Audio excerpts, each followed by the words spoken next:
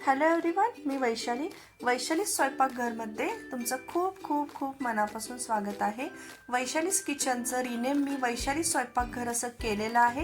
कालच मी तुम्हाला स्टोरीमध्ये मेन्शन केलं होतं। चला तर मग बघूया आज वैशाली स्वयंपाकघरमध्ये काय स्पेशल होणार आहे। आज मी इथे लहानांपासून ते मोठ्यांपर्यंत आवडणारा व्हाईट सॉस पास्ता याची रेसिपी तुमच्याबरोबर शेअर करणार आहे। खूप डिलिशियस, खूप यम्मी ही रेसिपी लागते आणि खूप सोप्या पद्धतीत आणि एकदम कमी साहित्यामध्ये तयार होते। चला तर मग बघूया कसा बनवायचा व्हाईट सॉस पास्ता। इथे मी एक टोप ठेवलेला आहे, त्यामध्ये मी 1 ते 1.5 लिटर पाणी घातलेलं आहे।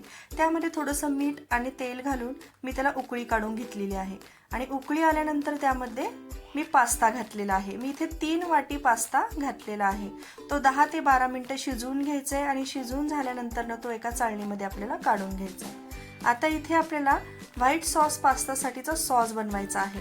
तर इथे मी कढई घेतलेली आहे, त्यामध्ये मी 2 चमचे तेल आणि 1 मोठा चमचा बटर घातलेला आहे आणि त्यामध्ये मी इथे बारीक चिरून घेतलेला लसूण घातला आहे। लसूण गोल्डन ब्राऊन झाल्यानंतर त्यामध्ये बारीक चिरून घेतलेला कांदा घातलेला आहे आणि व्यवस्थित कांदाही गोल्डन ब्राऊन झाल्यानंतर त्यामध्ये थोडीशी शिमला मिरची मी घातलेली आहे।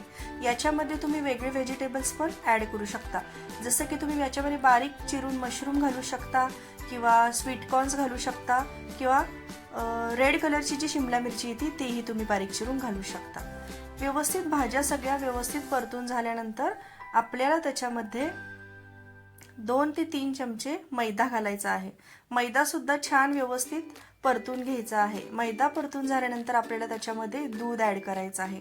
आता दूध ॲड करताना त्याच्यामध्ये गुठळ्या नाही झाल्या पाहिजे, त्यामुळं सतत कन्सिस्टन्सी त्याची बघत आपल्याला ते व्यवस्थित मिक्स करून घ्यायचं आहे। आणि तुम्हाला हा जो काही सॉस आहे तो दूध घालताना कितपत तुम्हाला तो जाड हवाय तो सॉस आणि कितपत तो तुम्हाला पातळ हवाय हे तुम्ही त्याची कन्सिस्टन्सी ठरवत तुम्ही हे व्यवस्थित मिक्स करून घ्यायचे। आता तुम्ही इथे बघू शकता की कशा प्रकारे माझ्या सॉसची इथे कन्सिस्टन्सी झालेली आहे। त्यामध्ये मी त्याच्यानंतर जेव्हा तो सॉस शिजत येतो त्यामध्ये आपण थोडंसं मेयोनीज घालायचं आहे 2 चमचा आणि चीज तुम्हाला आवडत असेल तर तुम्ही ॲड करू शकता। मी इथे घातलेलं आहे आणि चीज आणि मेयोनीज त्यामध्ये घातल्यानंतर थोडंसं ऑरिगॅनो आणि थोडेसे चिली फ्लेक्स आपल्याला त्यामध्ये घालायचे आहेत आणि व्यवस्थित तो सॉस मिक्स करून घ्यायचा आहे।